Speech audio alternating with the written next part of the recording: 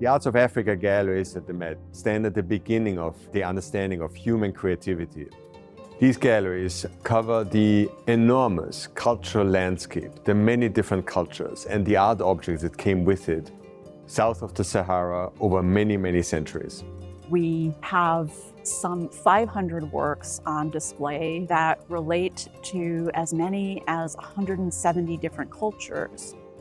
The Michael C. Rockefeller Wing got inaugurated in 1982 here in New York at the Met. And it really made the Met a truly global, a truly universal museum. It was a celebration of the visual power of the works, but this opportunity to rethink the presentation with 40 years of scholarship under our belts afforded us the opportunity to provide many layers of context in order to drill deeper into the significance of the works that you'll see. When you cross the threshold into Africa from the Greek and Roman galleries, you are greeted by this epic representation of a Dogon priest who welcomes you into the survey of sub-Saharan African art. He is likely raising his arms to the heavens in an appeal, an invocation for rain. This work is likely 700 years old, and among the most monumental wood sculptures that we know to have survived from this region. And this work gives us a sense of the grandeur of the traditions that you're going to encounter in these galleries. It gives you a sense of the time depth, of the spiritual connections that so many of the works in these galleries were intended to create. In this instance, an individual is using himself to create a bridge between earth and heaven. He is a conduit for prayers. And so many of the works in these galleries served as catalysts for divine intervention in different cultures and different belief systems.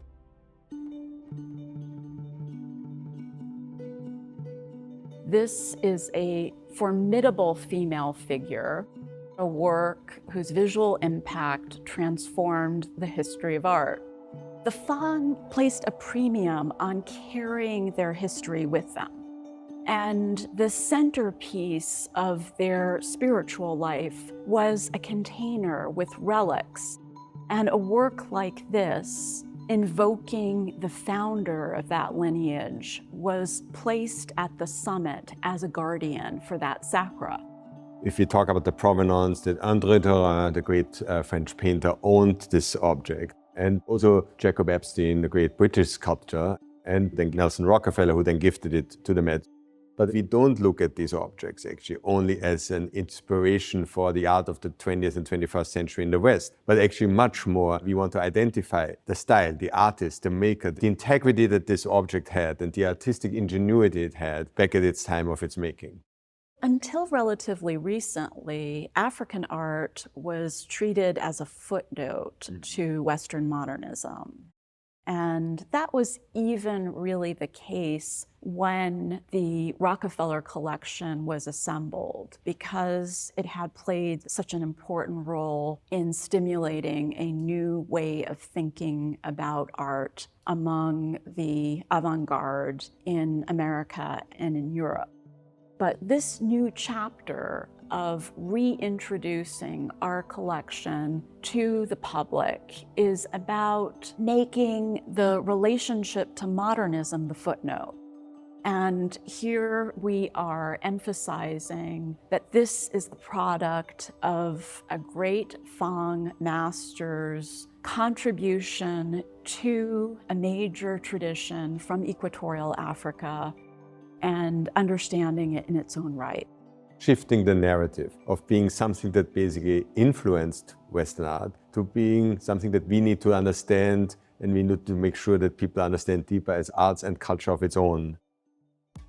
Manthia Diawara is a professor at New York University and a leading figure in the humanities covering modern Africa.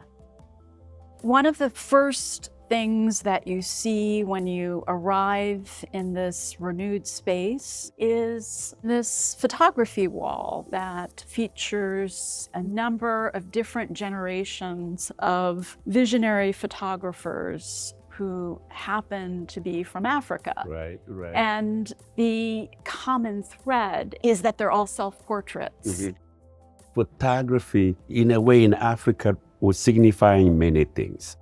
On the one hand, photography was a sign that I am modern. I have come to the big city. I'm in Abidjan, I'm in Bamako, I'm in, Accra and so on. Since 19th century, when farming was no longer sustainable, people began to leave the rural area to go to big cities and to make a living. But also they were learning, they were encountering elements of modernity like smoking and how to dress, how to drive a car. So photography really was, on the one hand, identity signifier, but on the other hand, it becomes also a totem, the sign of something that other people have respect for. It is also admiration because it's this element that's modern. The new and the unknown. Yes, the known and the unknown have all kind of energies. Photography becomes self-fashioning, where you actually redefine yourself. Not only they make you rebel against your tradition because you become modern, but they were also making you define yourself against the colonizer. They were giving you power. I'm not like these other people. I am unique. If you look at the Seydou Keïta collection, like I see one there, it's the whole family that comes and photograph themselves in front of a car. And most of the time, this would have been the first car in Bamako or in one neighborhood. So if you photograph yourself in front of that, it's like you own that car. Not only are they, as a family, using the car as a backdrop for defining themselves, but Seydou Keïta himself is captured as a reflection in the surface of the car. So it's going both ways. He's representing himself and he's representing them as they want to be seen. But Seydou Keïta was iconic in that sense as an author. His mise-en-scènes were just magical. That was a priority with this new edition of our presentation of great achievements by African artists, was to really foreground the authors of the works themselves and to recognize them as their peers in other great world traditions. Exactly. One of the great Yoruba sculptors of all time was an individual known as Oluwe, who was active during the early 20th century in southwestern Nigeria, and who is responsible for both of these works that are now in our collection. Oluwe is the first pre-colonial African artist to be the subject of an artist monograph, a turning point in the history of African art. And in both works, you see that he's working on a monumental scale, and he's also an artist who is breaking out of convention and establishing new frontiers in sculpture. This would have been one of a whole series of columns that were around the perimeter of an interior courtyard. And one of the amazing things that he's doing here is that he's got several different tiers of figures, and they're all doing their own thing. They're signaling to something that's not in the field. They're signifying some kind of movement. You know something is happening. So you see that movement, and I find that interesting. It's not just in one place, it's also looking at beyond the frame, going outside of the frame. And I think that's really well done here. I think, Manthia, what you have been saying about the photographers also applies to works like this. Making those connections is something that is an important part of dealing with the field of African art in very specific terms and no longer talking in generalities. Absolutely. Angélique Kidjo is one of the world's leading musicians and a Grammy Award winner. So Angélique, you were raised in the Republic of Benin, where this amazing gelede mask was carved. And gelede is a tradition that you're very familiar with, Angélique. It is the art form that recognizes the power of women, that celebrates our mothers. Can you share with us a little bit your experience of this extraordinary masquerade presentation? I have to say that my first encounter with the gelede, I was a little girl and I was scared of it. And at the same time, it was mesmerizing. The thing that is really interesting about the gelede mask is how from a painful story comes beautiful art form and how women were at the center of it. Because we are the marketplace, we give birth.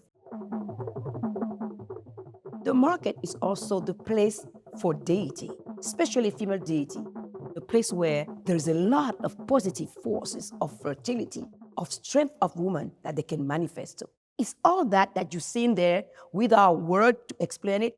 We're celebrating the kingdom of women and the place in the society that is so crucial for the survival of all. The snake is transformative. It loses its skin at one point. That is a figurative form of regeneration because you can have pregnancy, your body have to readapt, have to lose that pain. And that's why the snake is such an important part of the gelede and the culture in the place where I come from, because it gives us strength. In this example, the serpents, which are devouring antelopes, take the form of appendages that are mechanized, that allow the dancer to manipulate the headdress kinetically. And in this other example, we have a serpent devouring a porcupine, and the very elegant way in which the pythons are unfolding at the apex of the headdress evokes very poetically the gele, or headdress form that is associated with female beauty, which you are wearing this afternoon.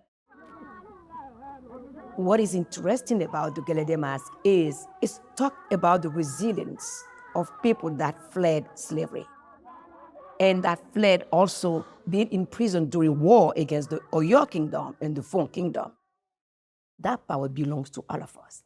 And that is the magic thing that my mom explained to me about gelede.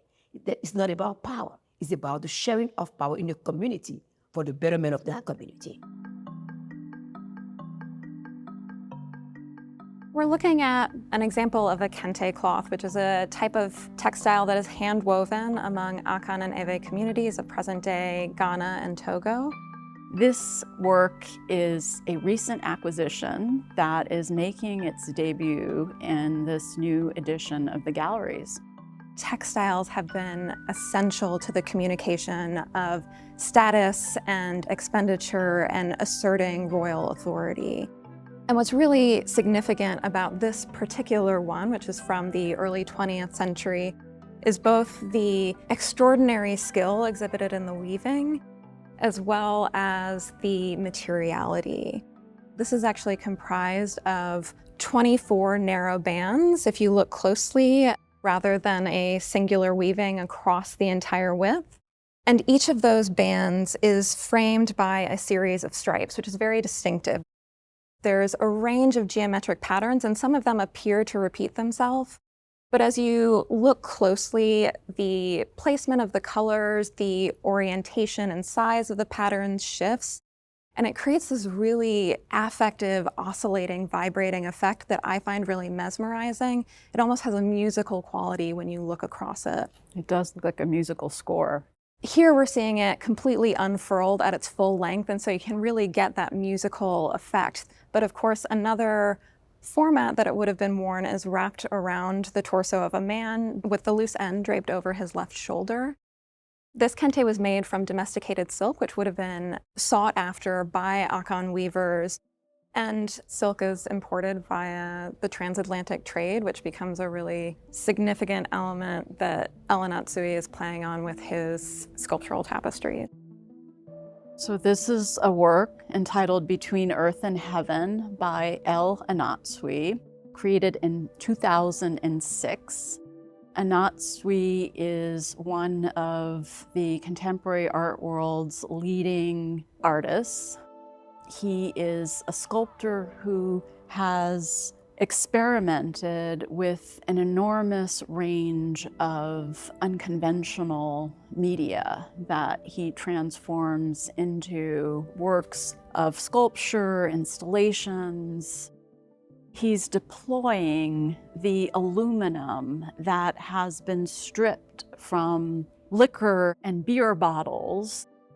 He's taken that base metal and he's sorted it according to color, he's flattened it, and created a citation that is completely original of the classic kente that we were just looking at.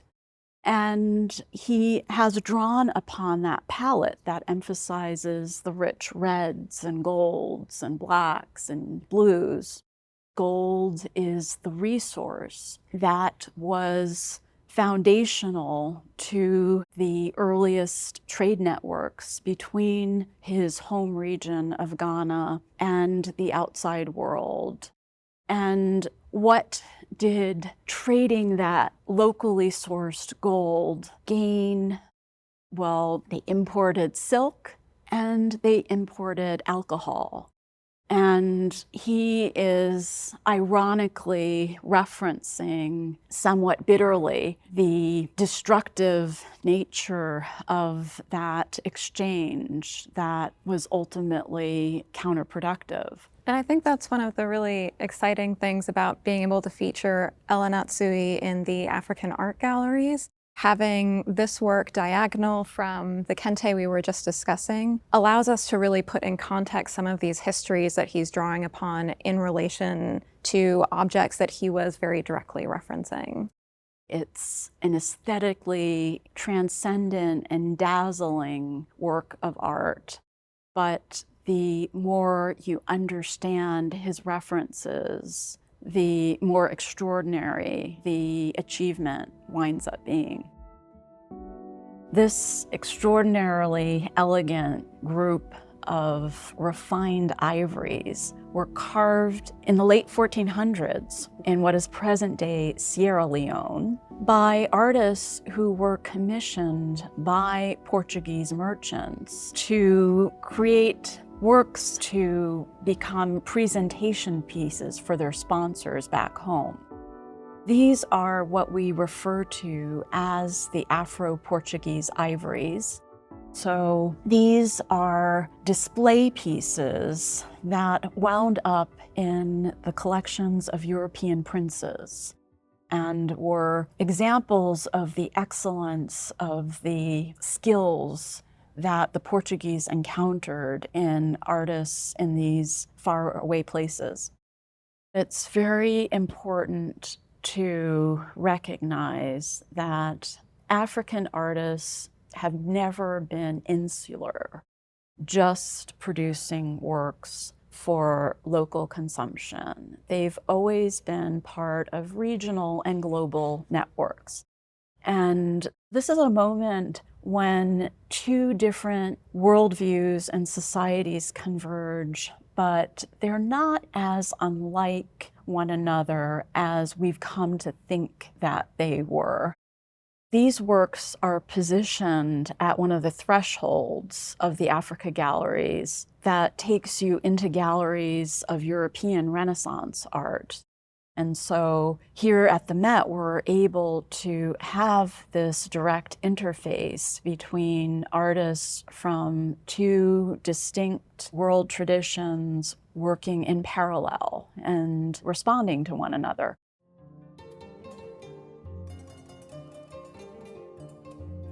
Africa is the cradle of humanity, and it's at the center of all arts. This magnificent museum, embracing the African arts, is clear, is simple, is sophisticated, is human. It's a place for every single person to relate to all the arts in Africa.